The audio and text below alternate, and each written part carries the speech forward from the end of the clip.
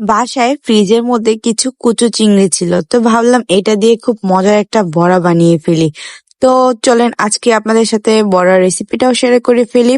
তো hello everyone, আসসালামু আলাইকুম, ওয়েলকাম জানাচ্ছি আমার নতুন আরেকটা কুকিং ভিডিওতে। তো এখানে কুচো চিংড়ি আর মুসুরের ডালটাকে ব্লেন্ডারের মধ্যে ব্লেন্ড করে নিয়েছিলাম, এটা একসাথে ব্লেন্ড করেছি।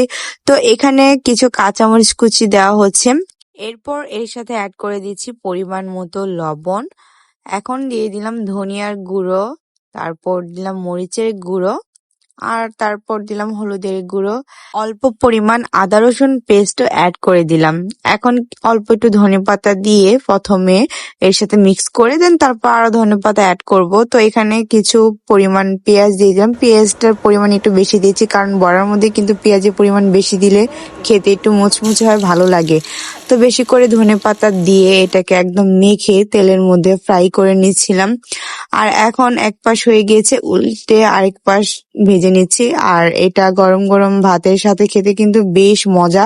এখন সবগুলো বড়া নামিয়ে পরিবেশনের পালা। তো এই তো ছিল আমার কুচো চিংড়ি দিয়ে খুব মজার একটা বড়া। এভাবে বাসায় কে কে বানান অবশ্যই কমেন্ট করে জানাবেন। আর এটা খেতে কিন্তু আসলে বেশি মজা হয়েছিল। আপনাদের কাছে রেসিপিটি কেমন লেগেছে অবশ্যই কমেন্ট করে জানাতে একদমই ভুলবেন না। আল্লাহ।